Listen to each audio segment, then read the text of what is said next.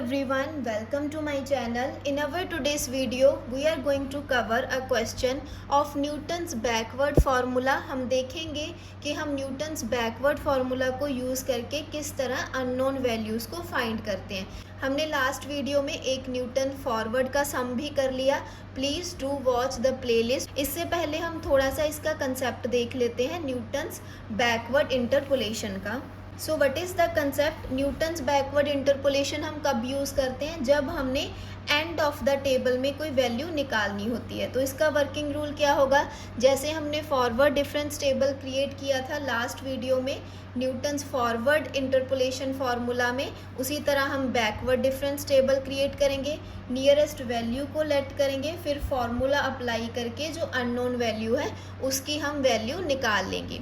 Then इसमें हमारे पास फॉर्मूले में क्या डिफरेंस होता है? Y N plus P nabla Y N होता है. एंड देन यहाँ पर माइनस की जगह पर, जहाँ पर हमारे पास न्यूटन्स फॉरवर्ड में माइनस होता है, इसमें हम यूज़ करते हैं प्लस का साइन. बाकी सारा जो हमारे पास फार्मूला है वो सेम होता है.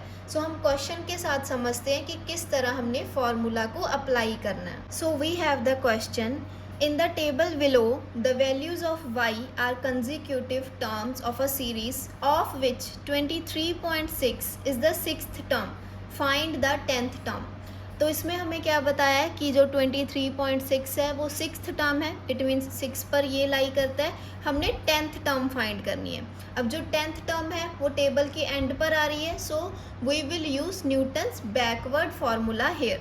तो सबसे पहले हम लिख लेंगे कि हमारे पास गिवन चीज़ें क्या हैं और हमने फाइंड क्या करना है. So we have solution. हमारे पास फाइंड हमने क्या करना है? To find F10 and H हमारे पास क्या है? डिफरेंस क्या है इनका? 1 1 1. सो H इज़ 1. एंड हमारे पास जो X है जो हमने फाइंड करना है दैट इज़ 10.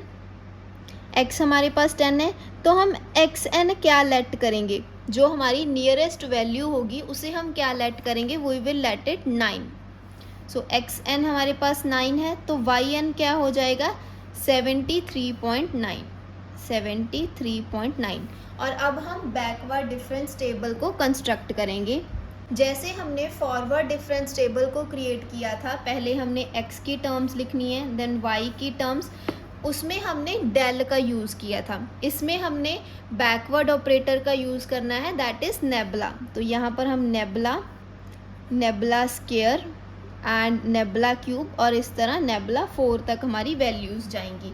जैसे कि मैंने न्यूटन्स फॉरवर्ड वाली वीडियो में भी बताया था कि यहाँ पर हमने थोड़ा थोड़ा गैप रखकर चीज़ें लिखनी होती हैं, क्योंकि जब हम सब्ट्रैक्शन करेंगे तब हम उनके सेंटर में वैल्यूज़ लिखते हैं. So we will write here 3 4 5 6 7 8 और 9.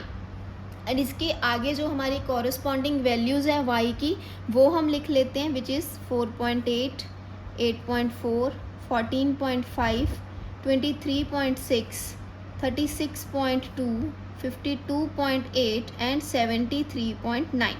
और अब हमने क्या करना होता है? सब्ट्रैक्शन करनी होती है.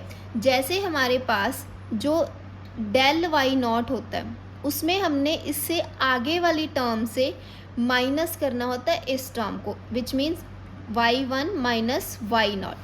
और जो हमारे पास बैकवर्ड ऑपरेटर होता है, जो नेबला ऑपरेटर है, इसमें हमने क्या करना होता है? जैसे कि इसकी वैल्यू हमने निकालनी है नेबला y1 की, तो इसी टर्म में से हम माइनस कर देंगे पिछली टर्म को, means y1 minus Y not. इन दोनों में हमारे पास क्या रिलेशन होता है कि जो डेल वाई नॉट है that will be is equals to nabla y1. So this is the relation between these two operators, forward operator और बैकवर्ड ऑपरेटर. अब हम इनका डिफरेंस निकालेंगे. बेसिकली हमने यहाँ पर जो टेबल कंस्ट्रक्ट करना है उसमें हमने डिफरेंस ही निकालना है. जैसे कि इसमें से हमने माइनस किया तो इट इज़ 21.1. ये हमने सारा डिफरेंस टेबल क्रिएट कर लेना है. And it depends on us कि हम इस तरह यहाँ पर एरोस लगा रहे हैं जिससे हमें क्लैरिफिकेशन मिल जाएगी. सो 8.4 minus 4.8 which is 3.6 and 14.5 minus 8.4 which is 6.1। इस तरह हम सारे जो वैल्यूज़ हैं वो लिख लेते हैं। So 23.6 that is 9.1। So we have these values. हमने सारी वैल्यूज़ को सब्ट्रैक्ट कर लिया एंड लास्ट पर हमारे पास 0 ही आ गया, तो हमने फॉर्मूला में यहाँ तक ही पुट करनी है चीज़ें। तो now we will write the formula of Newton's backward interpolation. Formula हम यहाँ पर लिखते हैं विच इज़ वाई एक्स जो हमने फाइंड करनी होती है, Y naught plus P nabla Y naught plus P plus 1 nabla square Y naught upon 2 factorial P plus 1 P plus 2 nabla cube Y naught upon 3। तो ये हमारे पास फॉर्मूला होता है। इसमें हमने अब वैल्यूज़ पुट करनी है। हमने फाइंड कौन सी टर्म करनी है, 10th टर्म, और हमने नियरेस्ट टर्म ली है 9, और हमारे पास वाई एन क्या है 73.9। ये हमारे पास वैल्यूज़ हैं जो हमने फॉर्मूला में पुट करनी है।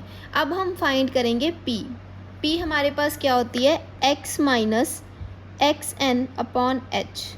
अब जो हमने फाइंड करना है दैट इज़ 10, जो हमने नियरेस्ट वैल्यू ली है दैट इज़ 9, और h हमारे पास क्या है 1, तो हमारे पास p क्या आ जाएगी 1, p इज़ 1। अब हम इस फॉर्मूला में पुट करेंगे जो हमने टर्म निकालनी है। इसमें हमने y फाइंड करनी है at 10, Y N is 73.9 and p क्या है हमारे पास 1। अब यहाँ पर ये जो हमारे पास वैल्यूज़ हैं वो हमने कौन सी पुट करनी है, वी विल सी। हमारे पास एक्स एन क्या है 9 है एंड इसके सामने वाली कॉरस्पॉन्डिंग वैल्यू हमारे पास वाई एन है विच इज़ 73.9। अब जो बैकवर्ड ऑपरेटर होता है उसमें हमने क्या करना होता है, उसी टर्म में से उसके पीछे वाली टर्म को माइनस करना होता है। मीन्स अगर ये हमारे पास y9 है तो हमने y9 में से y8 माइनस करना है, दैट इज़ दिस, और फिर इसमें से हम ये माइनस करेंगे वो ये आ जाएगा, फिर इसमें से ये माइनस करेंगे तो ये आ जाएगा। तो हमने जो डेल वाई एन की वैल्यू लिखनी है, सॉरी एक मैंने मिस्टेक कर दी फॉर्मूला लिखने में, यहाँ पर हमारे पास बैकवर्ड में एन आएगा क्योंकि हम लास्ट टर्म्स ले रहे हैं। जो वाई नॉट लेते हैं वो हम फॉरवर्ड में लेते हैं। यहाँ पर हमारे पास एन आ जाएगा, nabla Y N, nabla square Y N और nabla cube Y N.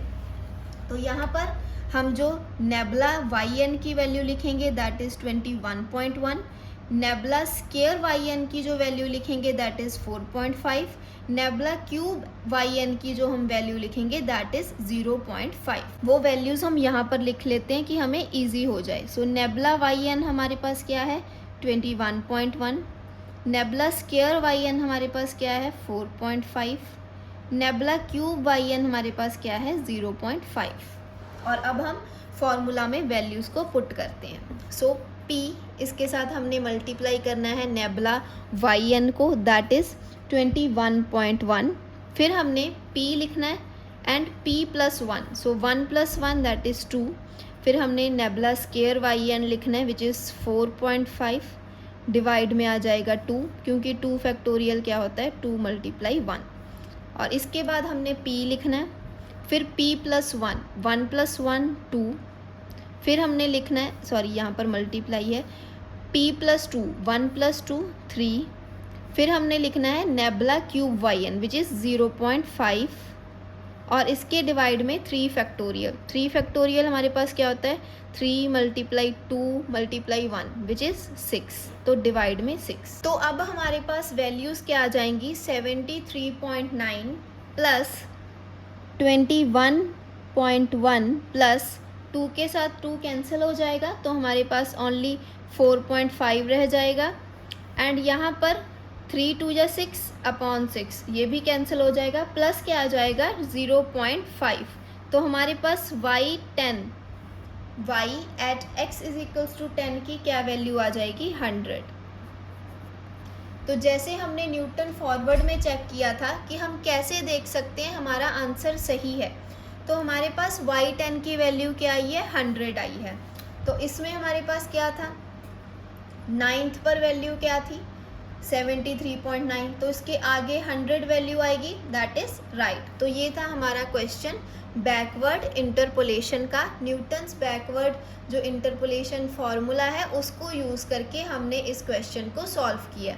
It is very important to remember कि ये जो हमारा फॉरवर्ड ऑपरेटर क्या होता है और बैकवर्ड ऑपरेटर क्या होता है। If you have any problem then you can ask me in the comment section. Otherwise I hope कि आपको ये जो कंसेप्ट है वो अच्छे से समझ आ गया होगा। Thank you.